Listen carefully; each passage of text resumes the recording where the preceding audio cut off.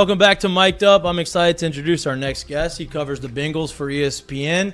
He is the Bengals are the adopted team of Louisiana because of our adopted son, Joe Burrow. He is right in the middle of it. He was also in the middle of the coverage of the chilling coverage of Damar Hamlin. So I am excited to introduce our next guest, Ben Baby. Ben, appreciate you coming on, man. I really do appreciate it. Yeah. Sorry for running a little late here. Obviously, a little busy out here. Yeah. We got playoff week, and we had a lot going on. But yeah, I'm happy to make a few minutes to come on. Yeah, absolutely, man. Must be nice in the playoffs. I had to make sure Lloyd didn't screw you up with the time zone thing. He's done that before. I just was making sure that my producer was doing his job right. So, let's get right into it, man. I know that you've had a lot of coverage on this. You were right in the middle of it because it happened, and you were covering the game as it happened. Anybody who was watching the Damar Hamlin situation as it unfolded in the coming days after, it was a chilling incident. It was something that nobody ever wanted to see. Obviously, it's progressing and it's very almost, I don't want to say a happy ending, but it's trending that way. What was that coverage like? I'm sure it's something that's very unprecedented for you. You've never probably covered anything like that. How was it being right in the middle of it? And has it changed your perspective on things?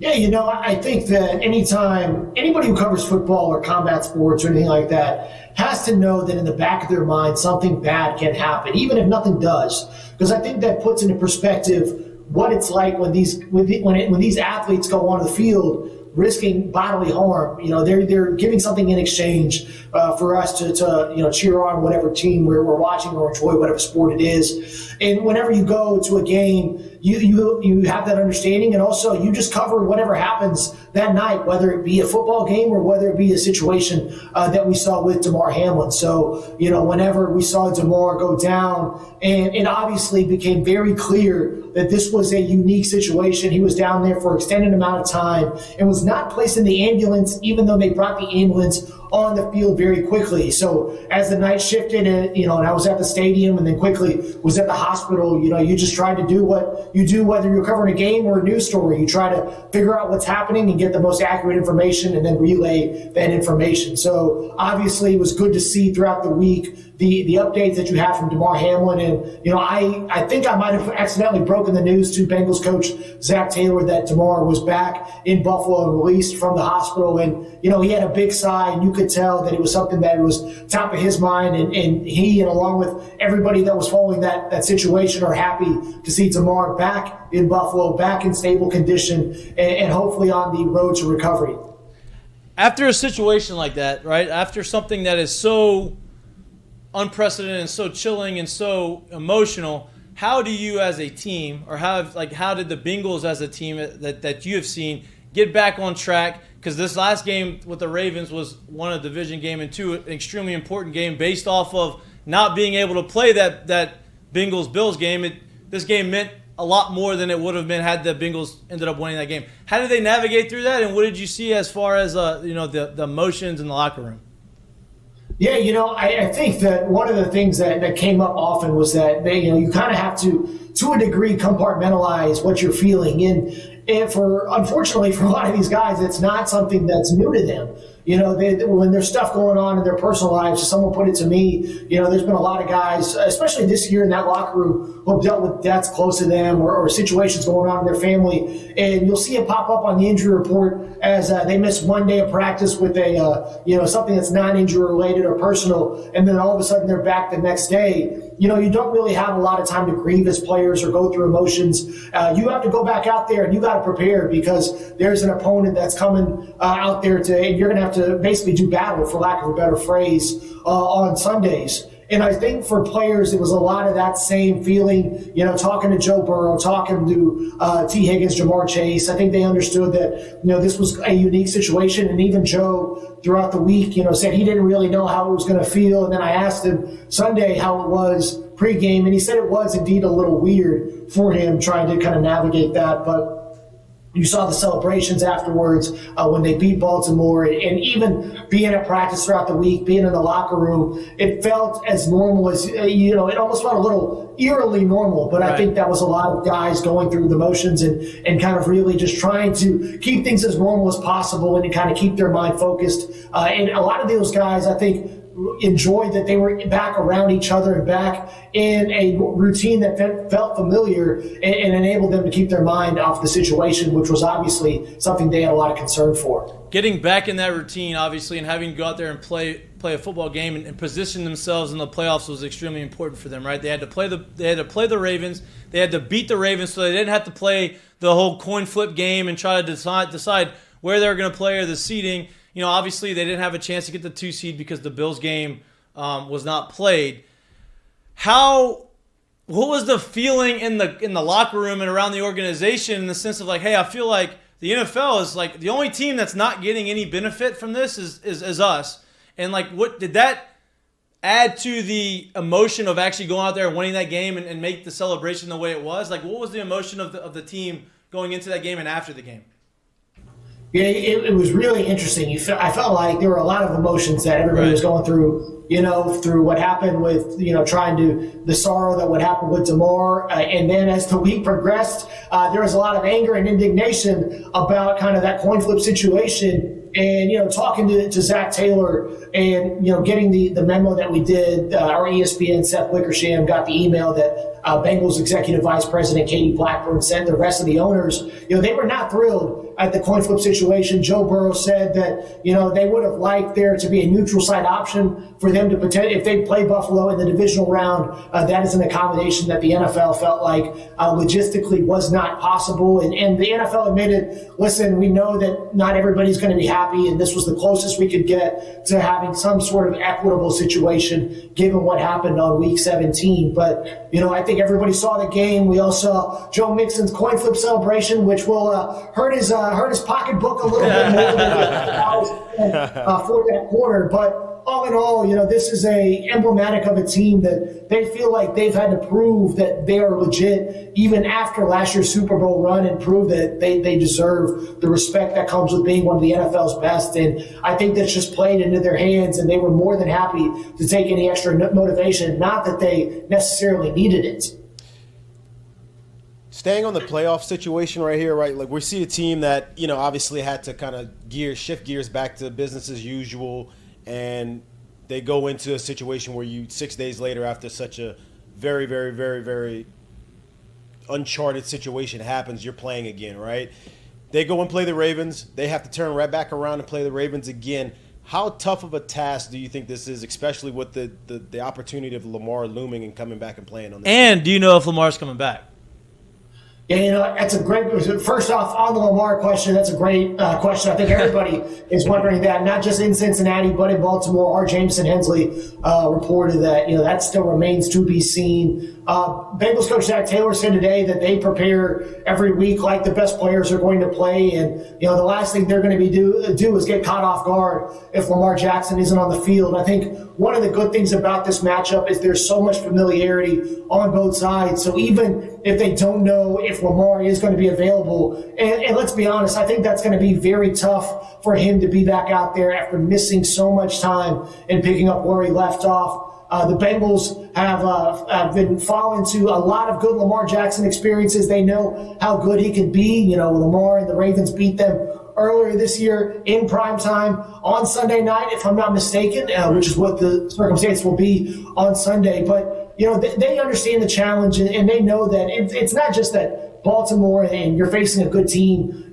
twice in the span of a week, essentially. It's that the Ravens are a very quality team, and let's not forget, they were the betting favorites to win the division for basically the entire year. They had the inside track on winning the division. That changed when Lamar went down. This defense is very good. The addition of Roquan Smith makes them even more potent. I think the question is going to be, can the secondary be good enough to slow down T. Higgins, Jamar Chase, Tyler Boyd, and Joe Burrow? Joe did not like the way he played on Sunday, and yet they still, opened up a very big lead. And we'll see how Burrow continues to play and this offense looks once the playoffs begin. So you talk about Joe Burrow. Obviously, we like to talk about Joe Burrow. He's our guy. Anytime that you have multiple nicknames from different people, that shows you how good of a talent that you actually are, right? So Joe Cool loves a good locker room cigar, right? Was puffing the cigar, was ready to go. He was asked questions about if he feels like the window, if this is his window to win a Super Bowl, which to me, I don't, obviously as a quarterback and as a high-level athlete, the window's always open. He says as much. Does that confidence, the confidence that Joe Burrow brings to the team and to that quarterback position, does that rub off on everybody else in the organization? It's almost like, hey, this is the guy. Tom Brady-esque. Got him an I indoor. know people don't want to compare Tom to Joe, but you know what I mean. Is that rubbing off, and does everybody kind of feel the same way he feels? Yeah, I think that definitely rubs off in Joe's leadership and kind of swagger seems like I'm not really a big fan of that word. Overplayed word. Huh? Definitely, I guess, the moxie and the confidence and kind of the self-belief, I think, is probably a better statement because, swagger can be hollow sometimes. And sometimes it's masking insecurity. It's you just never know what that really means. We've seen plenty of not great players have a ton of swagger, and then when it's time for it to matter, they don't play well. And with Joe, I think that the self-confidence and the belief that he's shown going back to his days at LSU, and even going back to his days in high school at Athens, I mean, he's been able to step into situations knowing that either they haven't been successful before, or there's a high expectation placed on him. And at every level, Joe has been able to deliver. The guys in the locker room feel whenever the ball is in his hands, whenever he is on the field, something special is bound to happen, and they feel like they are always in it. And that belief has permeated this team, this franchise, from the moment that, frankly, the Bengals had a shot at him since LSU won that national championship game. So I think that you're going to see that confidence in the fact that in year 3, Joe Burrow could be looking at potential back-to-back Super Bowl appearances. Tells you everything you need to know, has a lot of respect from not just guys in the building, but a lot of his opponents around the NFL. You ask anybody, and they know what number 9 can do and what he's capable of. You mentioned a little bit about Joe Burrow's past and what he did in high school, and how we talked about this last year when you came on the Colada show, and how the high school state championship, how that played out, it still bothers him to this day. Can you feel anything about how that Super Bowl loss has affected him, or kind of maybe taking him to another level that he didn't think he could have? I'm sure he still has that big spite and chip on his shoulder because that man hates to lose. Yeah, he is incredibly competitive, as y'all know. He hasn't really opened up a lot about whether that Super Bowl loss has driven him. Every time we've asked him about last year, he always just says last year is last year and this year is this year. And that may just be, him just telling the media that, and internally may be a little bit different.